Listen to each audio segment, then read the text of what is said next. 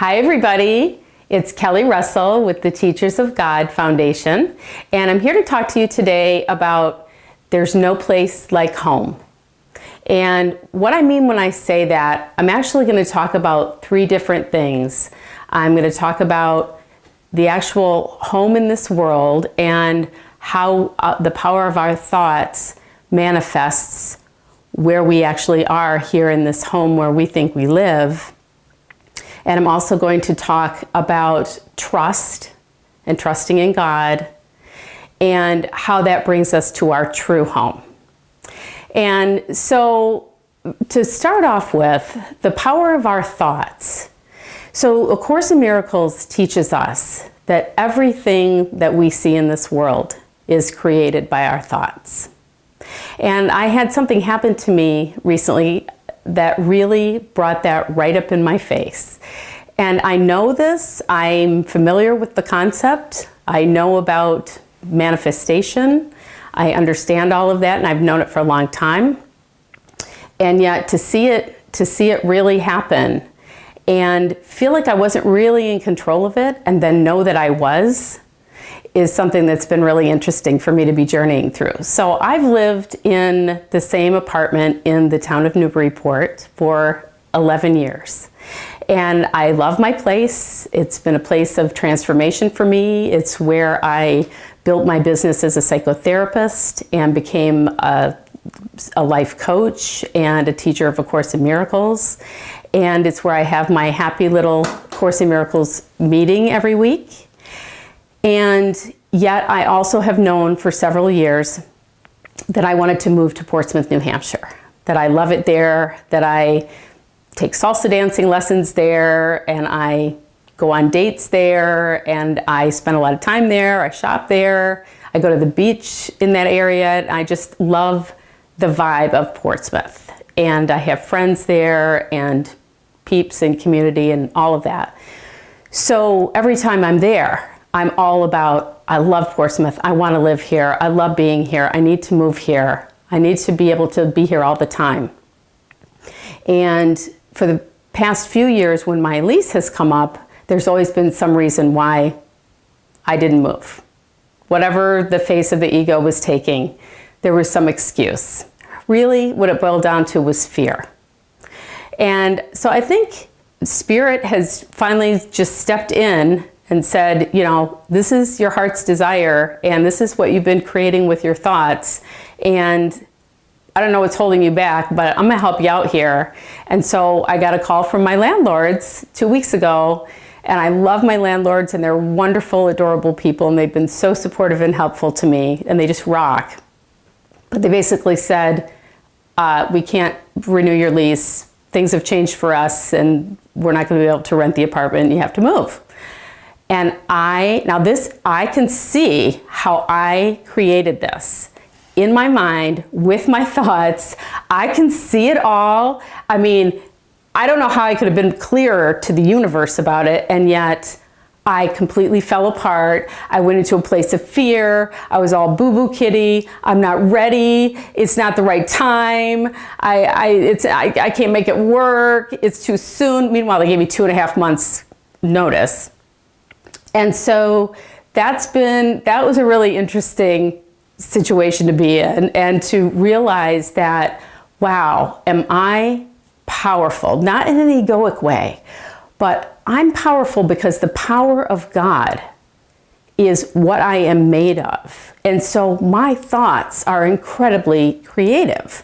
So when you hold something in your mind, and it is a chronic thought pattern, and you think about it over and over and over again, and you picture it, and you talk about it, and you express your desire and your intention for it, it's going to happen.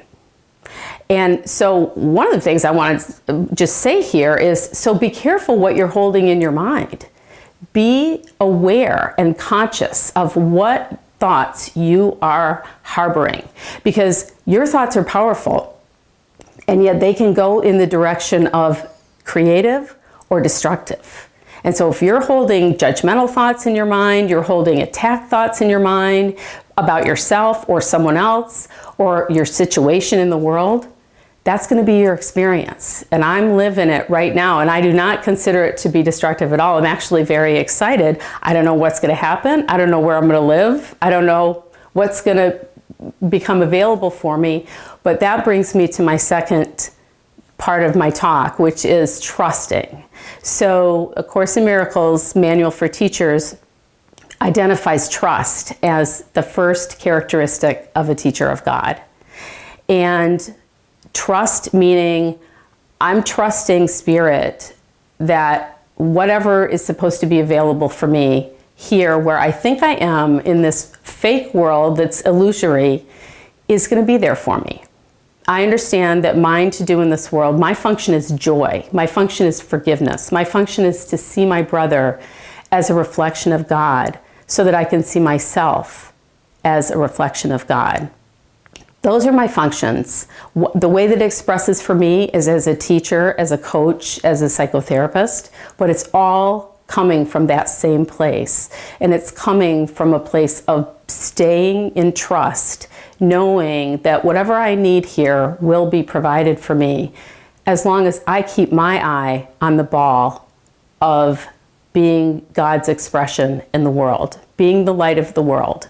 So again, practicing forgiveness, which is, I know I talk about it all the time, but for me, it's what the Course in Miracles is really saying when it's talking about the atonement and the realization that the separation never occurred, is practicing forgiveness. And forgiveness for whatever we're holding judgment about, whatever we're holding any kind of thoughts other than those of love about. And so if I have any thoughts about this situation, I am turning them to thoughts of love by practicing forgiveness around them and not letting myself go to the place of fear.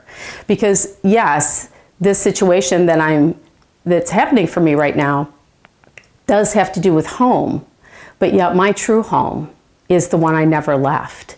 It's my home with God, with all of my brothers as one, no separation. And so what I'm experiencing here when I say home, this is just temporary. And it is just the place where I am imagining that I am in this movie that I'm reviewing of my life. And I know that Spirit wants me to keep my focus on God, keep my focus on what I'm doing in the world to get myself back to my real home. And so there's not going to be a lot of distraction that I have to waste my time with in terms of where am I going to live and how am I going to survive and all of that. That's not going to happen because that's not what would be truly helpful. And I am here to be truly helpful. So I know that a home is going to be provided for me. I don't know anything about it other than that. I am holding it in my mind and I am putting my trust in Spirit and knowing that the right and perfect place will open up for me as I continue my journey back to the home that I never left with all of you, my brothers. And so as a call to action, what I want to tell you is that if you are a member of the Transformation Room at the Teachers of God Foundation, that is awesome. And you already are experiencing the fantastic library that we have there of everything under the sun for you to be able to help yourself get back home to God with.